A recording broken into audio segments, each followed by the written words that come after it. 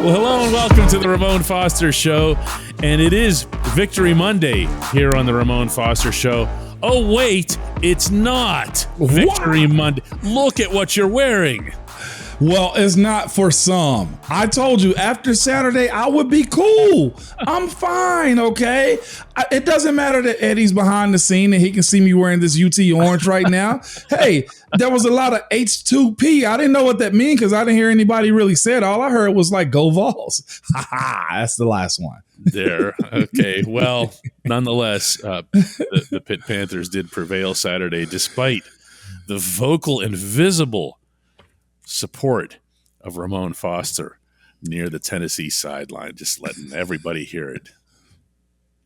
It was really nice to have you here. I'm not going to lie. I appreciate it, man. Of course, we'll get to Cincinnati as it was an ugly win, but it was still a dub. Let me tell you, it was good. It was fun. I told you when I saw you at the shop, man, it felt weird being back because it's been a little while, you know, and you don't think much of it. But every time I've come there, I've had to go to the facility. I had a mission. This time I was in fan mode and I was just like, well, I guess this is what I do then. I sit back and enjoy it. And everybody pretty much said the same thing, man. I was very appreciative of the love, the conversations, and just everything that came along with that this past weekend.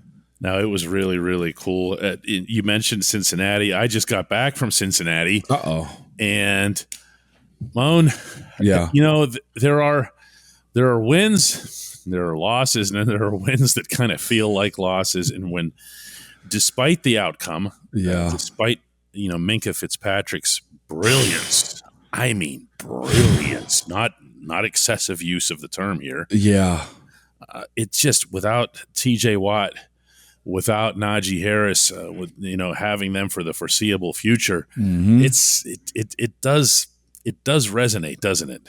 It does, man. It does. You feel that, and as high as you want to be about that dub in Cincinnati, you still got to face the fact that, look, there's still 16 games left to play, and you may be without some really good soldiers. One of those being TJ Watt. We don't know yet. Nobody's updated us. Nobody knows. TJ doesn't know. No. By the way, if you're listening to any reports about anything about, it's going to be 4 weeks, now it's going to be 6 weeks and whatever else, nobody knows. You know why? No. Because TJ is having his second and third round of tests on Tuesday. Yeah. Okay.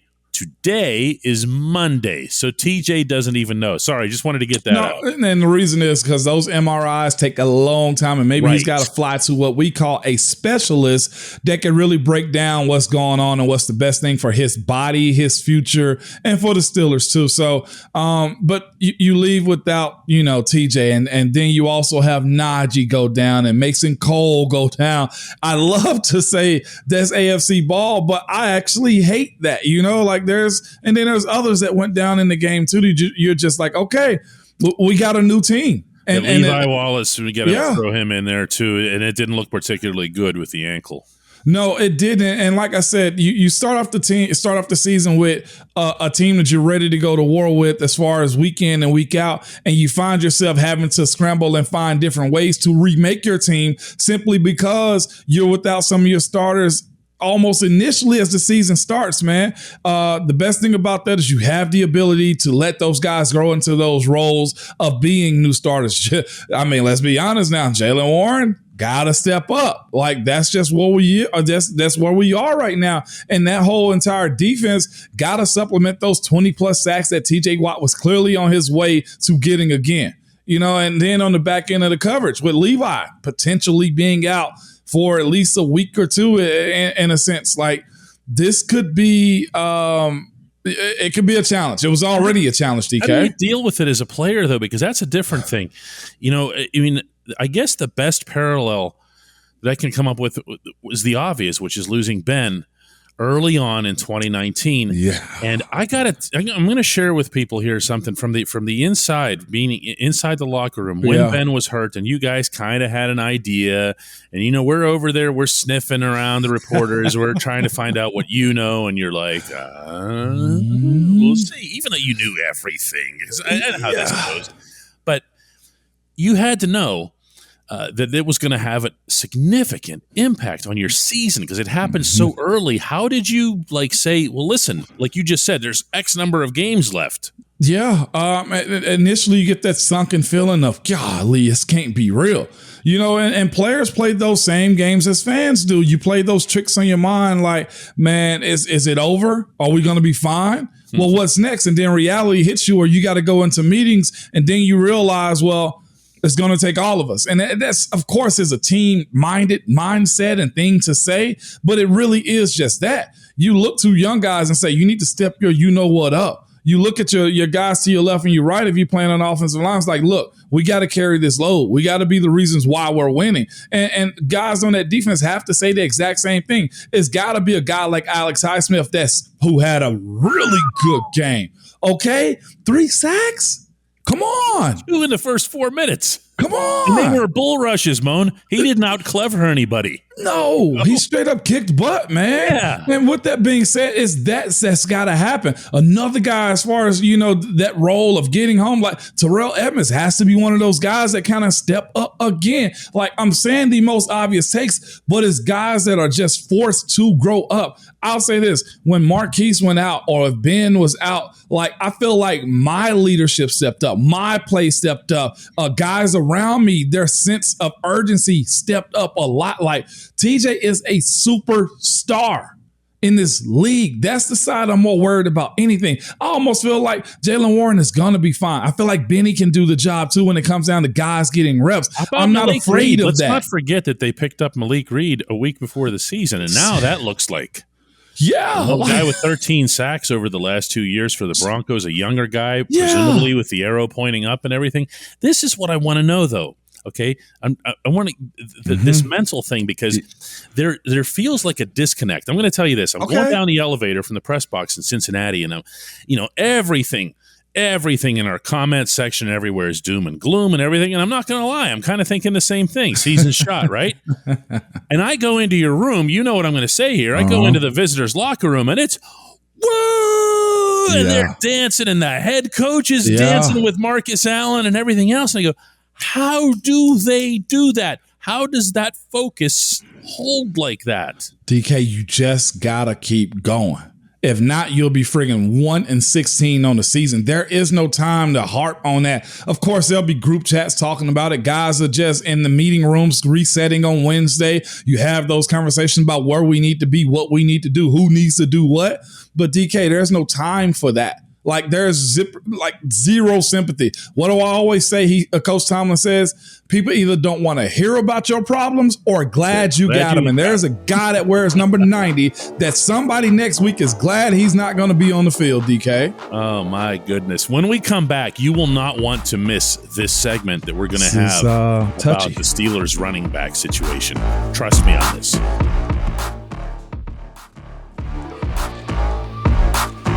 Welcome back to the Ramon Foster Show. Of course, there's another very important player who was hurt Sunday in Cincinnati, and that's Najee Harris. And Mon, with the Liz Frank injury that it was supposed to be not all that serious in training camp, he was moved along very, very slowly. By every account, by every measure that we're getting from the inside, it's either a recurrence or an aggravation. The fact that he was declared out of the game at the juncture of the game there, like this, was not a great sign. Yeah. How much would they miss him as long as we're on these subjects here? Najee's dynamic. He's a Pro Bowler. He's a workhorse. Again, I think this foot injury may have been something to do with that just in general. I'm not sure. I'm not a doctor, but I was somewhat happy at portions of the game when Jaylen Warren was in and Najee didn't go in for the entire series, before the injury had happened. The way he got bent back was just like, oh, well, that type of injury is going to happen with his lower body whenever they fully diagnose it, man. But how hard is it to replace? I'll say this about this game. I know a lot of people, when I gave out my grade, they were just like, you should have been hard on the offensive line. And I'll say this, public perception becomes reality. But I looked at that game, of course, with a magnifying glass on what should be done, how you can do it, and what was actually did. I thought it was a fair game for them. I will say this. The rushes for the game, trash, okay? Just in general. And that isn't just an offensive line type of situation. Rushing. No, it isn't. And we're actually going to be the only people talking about this, Moan. I have a feeling. Come on. Because I'm sorry, I'm getting a little bit weary of running backs lines, specifically Najee's lines, meaning his stats lines at the end of the game. It's 15 carries for 25 yards or whatever. Yeah. And Moan, you tell me, you're the NFL offensive lineman for 11 years. Are there ever holes that just aren't getting hit? There are. A lot of the time. We have a running joke in the offensive line room. Don't be running up my back. Well, why? Because I'm creating a pathway. Yeah, absolutely. We used to mess around with some of the running backs. I'm like, we got to get one of those back flaps that quarterbacks wear so you don't run up my back. And I know a lot of people's like, well, if they run up your back, then we get more yards. No, that's not how this works. No, there's one 300-pounder. Go around me. No, go around me or find the crease. Let the line move and then you cut back. I watched Jaylen Warren and Najee Harris both get the ball and run into darkness. I know you've heard that term before. Yes. Simply because, and it's not a matter, honestly, of the offensive line not moving people around. If you look back at that film, they were moving bodies around. It was a few times. It was a run to the left, DK, and they ended up bouncing it for no particular reason when there was a cutback. And I'm thinking to myself, no. And you know what everybody was going to say? 1 yard in a cloud of dust for the offensive line. Yeah. No, that is a running back thing. Why is one of those things they say he has good feet? He secures the ball well. And you know what else they say, DK, when it comes down to running backs?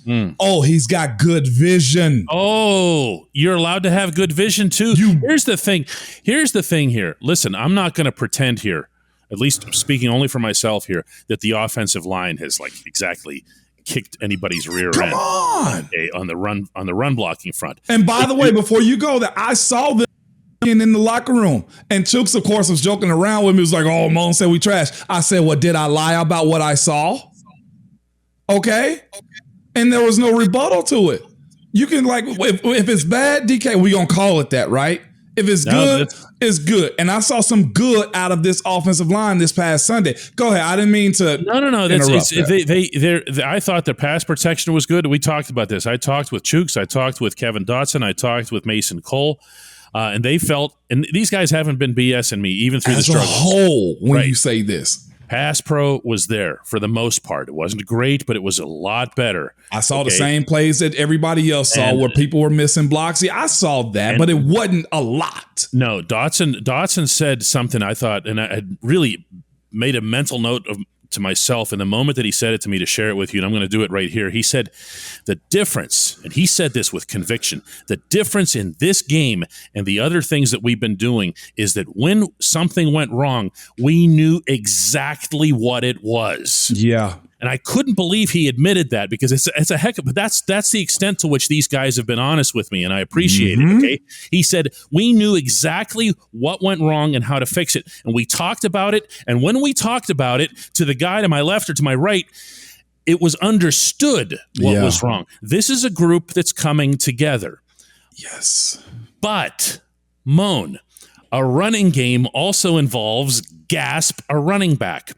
And you referenced the report card that you're doing, by the way, for our website, for anybody who doesn't know, on DK Pittsburgh Sports. Moan's doing one in written form right after every game.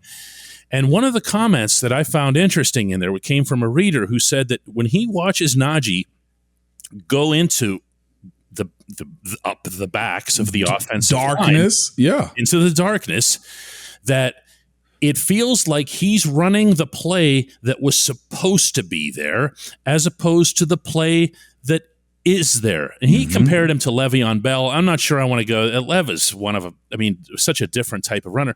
But Lev almost never went to the hole that was in the script. Right. No. And that's the part where I'm speaking of when it comes down to vision. Like, you can, if I move my guy 1.5 foot, I've won the line of scrimmage. It's on you from there. If we as a unit are moving in cohesion together on the same level, and there's nobody touching you before you get to the line of scrimmage, the rest on you ducking your head and trying to push into our backs, that's not an efficient way of running. If you want to see a running back that has good vision, I'll be honest with you. I watched Saquon Barkley this weekend. Oh my. Similar run scheme. It simply was left, right, some gap, pulling into space. You got to be able to get to the line of scrimmage and create a little bit for yourself too. It's the way offensive line works. Isn't look move bodies to make a running lane. Like yes, we're creating it as we move forward. But if you commit to the line of scrimmage as we're still moving bodies and you duck your head and don't use your vision, that's a you problem. Again, I can trash the OL as much as you want me to, but I guarantee you this, when it comes down to how I looked at it, I gave them a C- because it wasn't always on them. I hear you. That's they're unusual to analyze. That's for sure. You were really hitting on something a second ago too. You said Dotson told you what? Look, we were able to correct it like right then and there. Right there. And with that being said, having the pads on the sideline, but also we spoke about this. The biggest issue with this group of OL is this. They haven't been together long enough to grab that type of cohesion that says we're 5 as 1. This is going to come with mistakes. This is going to come with a bunch of give and take of saying, all right, we got to fix this. That's done. We're not replacing that anymore. Oh, I had an issue here. Nice. Oh, we need to communicate more here. Fine. That's that. Now, let's look at this again, DK. On the opposite side of the sideline, there's a team by the name of the Cincinnati Bengals that took an L this weekend. They also gave up how many sacks? To 7 sacks. That would be 7. To a quarterback, and they paid money for an offensive line to protect him. I know it was the Steelers' defense, okay? Mm-hmm. And they also kept Joe Mixon under 100 yards. Minus the big run, that is a hell of a day for a defense that watched a team in your division spend bukus of money on the OL. It really is. When we come back, the only segment that matters. Hey, Mon, and I'm fired up. Let's go. I see this.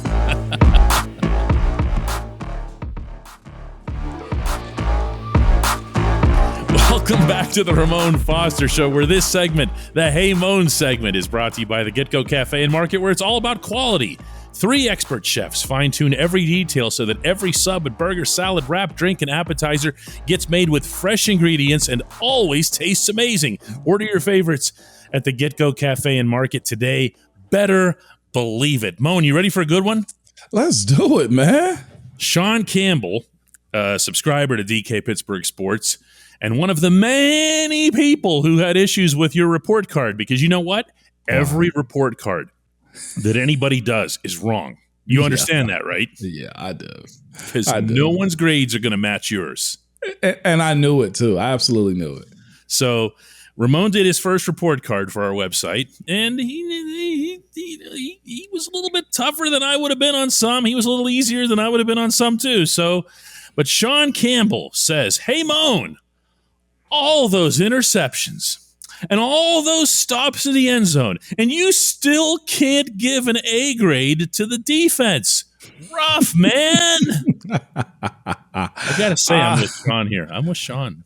Well, I broke them down as they were, though. Okay, defensive front, that's outside linebackers and D linemen, because they all get after the quarterback and play the role. Is just different positioning. Okay, That was an A. Yeah, I gave them an A. Linebacker, C-. See that, but TJ and Alex Highsmith. Well, no. You putting them in the front. I put them in the defensive front. Yeah. All right. So your linebackers are just Miles Jack, Devin Bush, and Robert Spillane. Yeah. Right. Okay, that's the clarity we were needing right there. My bad. Miles Jack, though, 10 tackles. Devin Bush, by the way, who felt really good about himself after the game, and I think should have, did a lot of that sideline to sideline stuff that he was drafted for. Yep.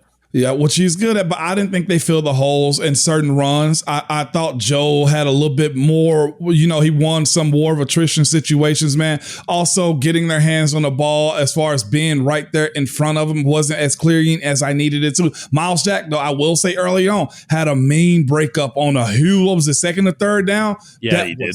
Huge. Okay. But of course, my thing was missing run gaps, getting in the hole, stopping Joe Mixon from getting those extra yards. It wasn't bad. It was a very successful day.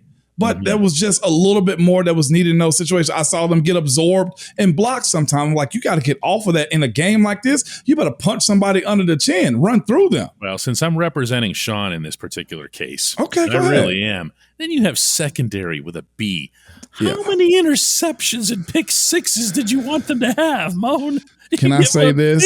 I acknowledge this too. Akilla Witherspoon's doing this to catch the ball. Cam Sutton is diving like it's something off some Renaissance painting to catch the ball. And Minka was part of this. I know. Like one of the greatest defensive performances individually ever seen. And Moan's sitting there going, I'm going to give him a B.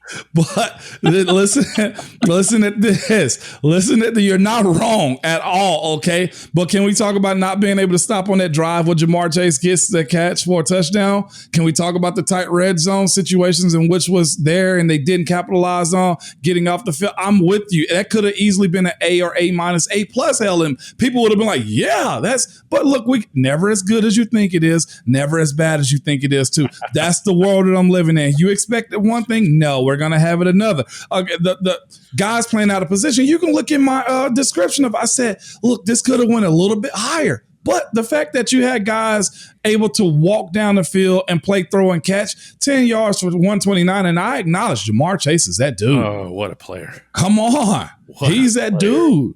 What is that all about? I wish I could tell you. I hope we got one in the room. Deontay played lights out, but it wasn't all bad. Guys going down.